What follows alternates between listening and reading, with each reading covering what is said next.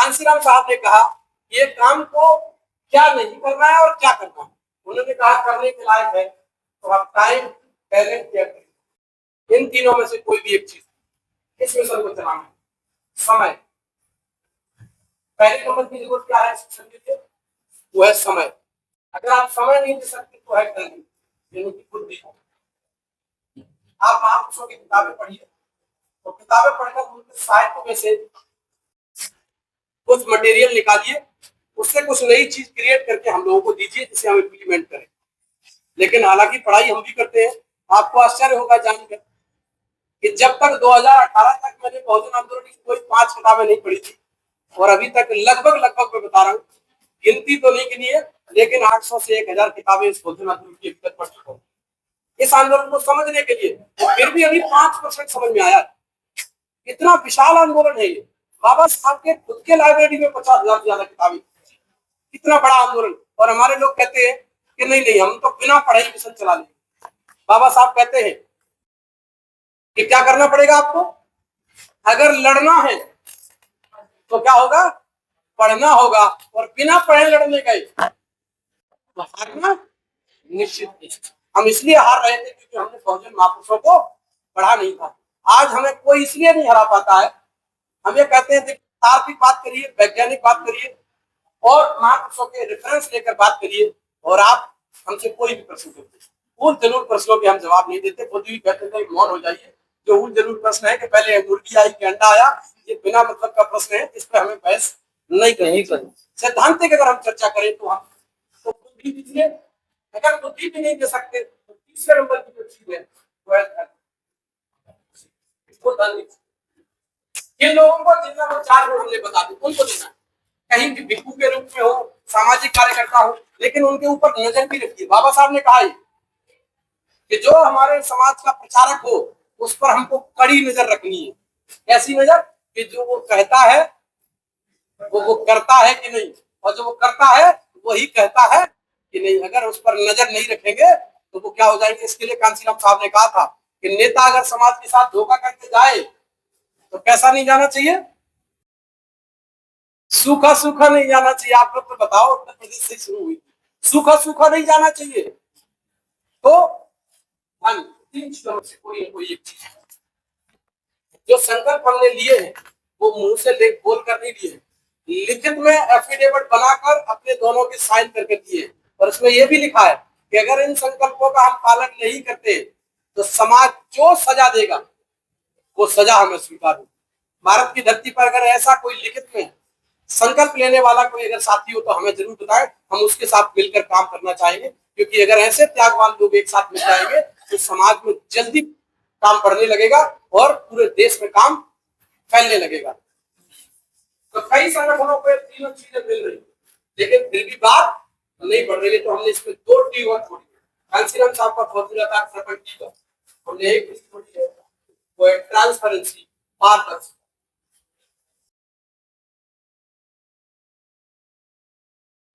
एक पैसे की कितना पैसा आया, कहां से आया, कितना बचा, कितना खर्च हुआ, इसकी मीटिंग होती है महीने के हर आखिरी संडे को।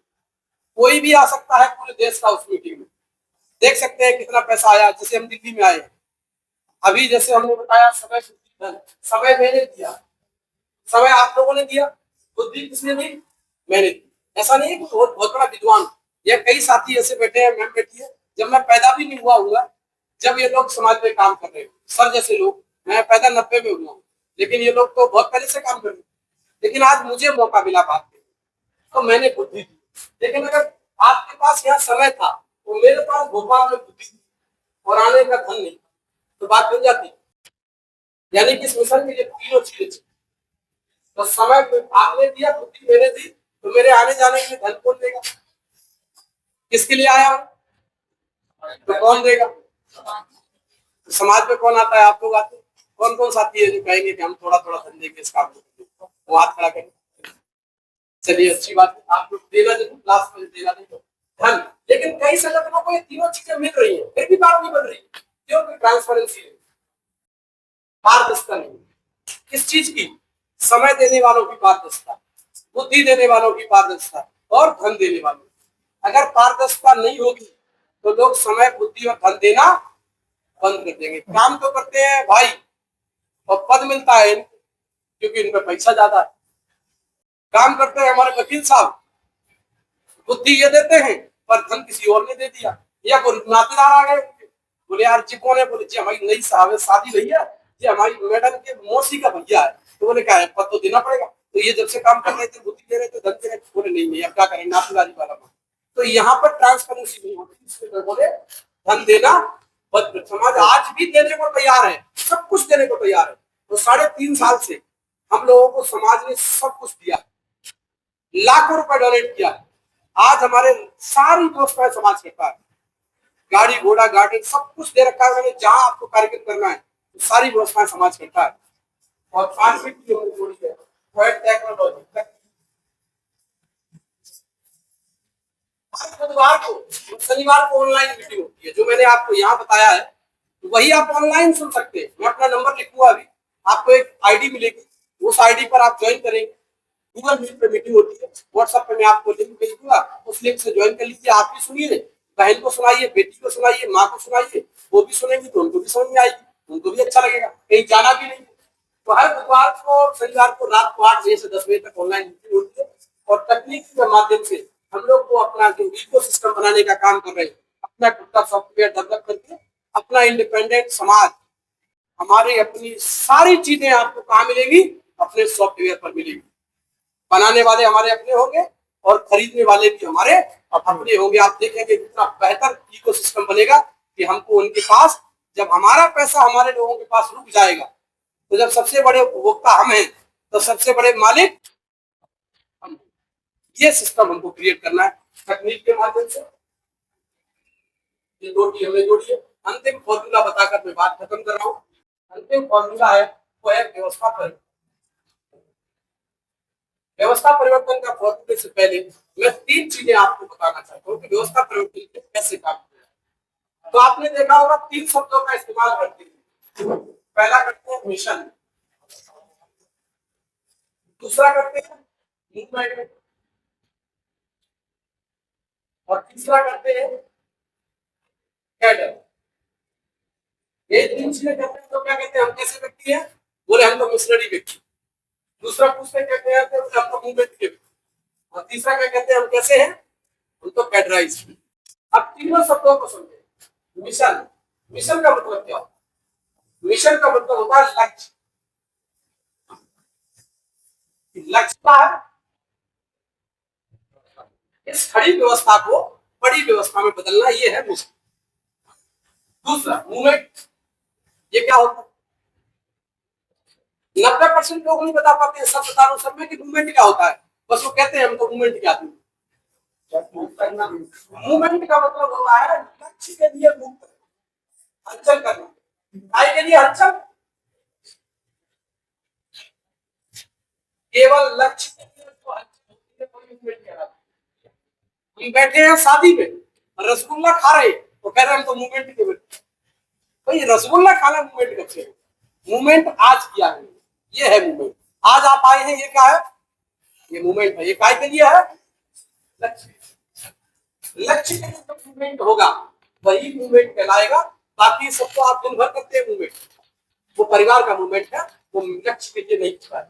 तो ये मूवमेंट करता कौन है, कैडर कौन होता है, तो लोग कहते हैं मीटिंग। कैडर, मीटिंग को लोग कैडर कहते हैं। जबकि कैडर क्या होता है, कैडर किसे कहते हैं, लक्ष्य को ज्ञान करना, जानकारी। कैडर का मतलब होता है सीधा सीधा व्यक्ति, प्रशिक्षक। कैडर कहते हैं व्यक्ति को, बोलते हैं ना कि मैं कांसीराम का कैडर हूँ। कांसीराम का कैडर मतलब उनका प्रशिक्षक, उन्होंने मुझे तैयार किया है, कैडर को तैयार किया, प्रशिक्षक को, व्यक्ति को। मैं क्या हूं, मैं एक कैडर। हमारे लोग मीटिंग को करते हैं, मीटिंग को कैडर कैंप कहते हैं। क्या कहते हैं, कैडर कैंप। कैडर बनाने का कैंप, जिसमें क्या तैयार किए जाते हैं, कैडर तैयार किए जाते हैं। जैसे आज मैं कोशिश कर रहा हूँ, हो सकता है आप में से दो चार कोई भाई कहते हैं कि नहीं ये काम हमें अच्छा लग रहा है, हम इसको सीख कर क्या बनना चाहते हैं, कैडर बन के कैंप लगाना चाहते हैं, वो कम नहीं लगेंगे इस काम में। वैसे ये दो काम करते हैं, एक प्रशिक्षण देने का और एक प्रशिक्षण लेने का। जो इनसे ज्यादा जानते हैं उनसे प्रशिक्षण लेते हैं, जो इनसे कम जानते हैं उनको प्रशिक्षण देते हैं। इतना सा काम, और ये काम हर डिपार्टमेंट में काम करने वाला व्यक्ति करता है। जैसे हमारी ट्रेनिंग होती थी तो हमारा सुपरिटेंडेंट लेता था, और सुपरिटेंडेंट की ट्रेनिंग डायरेक्टर ऑफ हेल्थ लेता था, तो वो हमको बताता था और हम किसे बताते थे, हम अपने से नीचे वालों को बताते थे। वैसे ही आपकी चुनाव के टाइम पे ट्रेनिंग होती है, तो ट्रेनिंग आपसे छोटा अधिकार देता है कि बड़ा बढ़ा लेता है, तो वो ज्यादा जानता है आप। तो ये सीधा सा काम, प्रशिक्षण का काम क्या है, प्रशिक्षण देगा, लेना। और तो मैं पूछता हूं कि आप कितने प्रशिक्षण लेने जाते हैं, पूरे साथ टाइम ही नहीं मिलता। तो मैंने कहा कितने देने जाते हैं, कहाँ टाइम है, तो मैंने कहा कौन से मूवमेंट के आदमी है, कौन से कैडर है, तो समझ नहीं आता। और याद रखना हमेशा, कैडर ही मूवमेंट करता है और समाज कभी मूवमेंट नहीं करता है। कौन करता है मूवमेंट, कैडर, केवल कैडर मूवमेंट करता है। और जो कैडर बन गया एक बार, वो कभी घर नहीं कर सकता। बताओ जी 80 साल की उम्र में, 75 साल की उम्र में दादाजी कह रहे हैं मैं तो फुल टाइम और उल्टा कहाँ चल रहा है, ये है कैडर की पहचान। तो बैठ नहीं सकता घर पर, वो मूवमेंट करेगा, क्योंकि उसके दिमाग में क्या होता है, लक्ष्य होता है, वो लक्ष्य के लिए होता है। इसलिए इस संख्या का बुद्ध का, ये बुद्ध का कैडर था। ये पारकी संत किसका कैडर था, ये कबीर का कैडर था।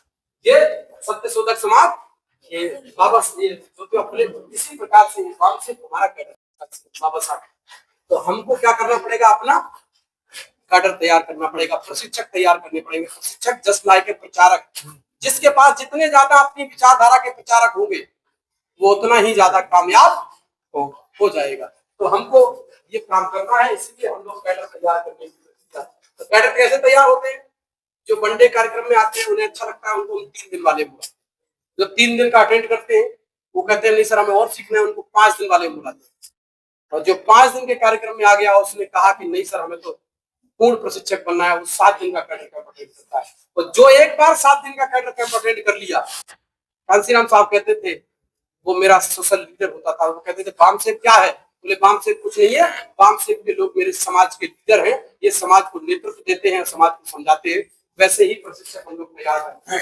1 दिन का, 3 दिन का, 5 दिन का, 7 दिन का रेजिडेंशियल कैडर कैंप लगा। 3 चीजें चाहिए, ब्रेन चाहिए, मसल चाहिए और स्किल चाहिए, 3 चीजें चाहिए।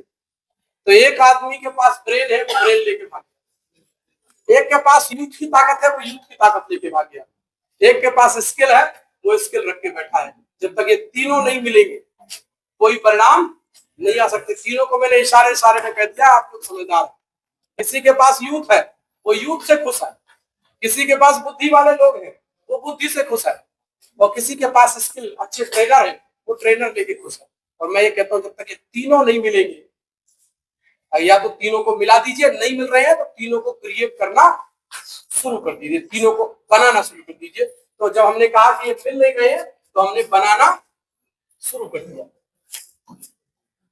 अंतिम कांसीराम साहब का उदाहरण बता के बात खत्म करो। कांसीराम साहब ने व्यवस्था परिवर्तन का फॉर्मूला बताया था, N into D into S equal to C। हमने इसमें R था। जहां जहां हमने चेंज किया है वो हम बताते जाते हैं, क्योंकि किसी को ये ना लगे कि आपने साहब के फॉर्मूले में गड़बड़ की। हम ये कहते हैं जो जरूरत है, समय का फॉर्मूला था, आज जो जरूरत है वो हमने जोड़ा है। अगर कामयाब हो जाएंगे तो क्या कहलाएगा, किसने जोड़ा, वो ने मिशन व्यवस्था परिवर्तन ने जोड़ा। और कामयाब नहीं हुए तो साहब का जैसे का तैसा बना रहेगा। भाई जिसको लगे कि उससे कामयाब मिल जाए वो उस तरीके से कामयाब हो सकता है। यानी कि नीड, बताइए आज समाज में पूर्णकालिक प्रशिक्षक जो पूर्ण समर्पित लोग हैं, फुल डिवोटी गाइड बनाने की जरूरत है या नहीं। आज इतने बिजी जीवन में लोगों के पास समय नहीं है, लेकिन जो पूर्ण समर्पित हो जाए लक्ष्य के लिए, उनके पास कोई काम नहीं। अब मेरे पास 24 घंटे में कोई काम नहीं, एक ही काम है कि मीटिंग कैसे लगाई जाए, देखिए आज मैं यहाँ 20 तारीख को मेरा कैडर कैंप है इंदौर में, 27 तारीख को है सागर में, ये संभाग है बड़े बड़े। और उसके बाद 3 अगस्त को कार्यक्रम है जबलपुर में, 10 अगस्त को कार्यक्रम है शहडोल में, 17 अगस्त को कार्यक्रम है रीवा में, और 24 अगस्त को कार्यक्रम है ग्वालियर में। उसके बाद भोपाल पहुंच जाऊंगा, 21 सितंबर के कार्यक्रम की तैयारी करूंगा। तो मेरे पास अभी से लेकर 3 महीने तक का पूरा शेड्यूल फिक्स है, क्योंकि दूसरा कोई काम ही नहीं। आपके पास 25 काम है। आप हो सकता है जिस दिन कैडर कैंप हो उसी दिन मामा की लड़की की सगाई आ जाए, तो बताओ कैडर कैंप में जाएंगे सगाई में जाना पड़ेगा आपको सगाई में, अगर नहीं गए तो रिश्ता टूट जाए।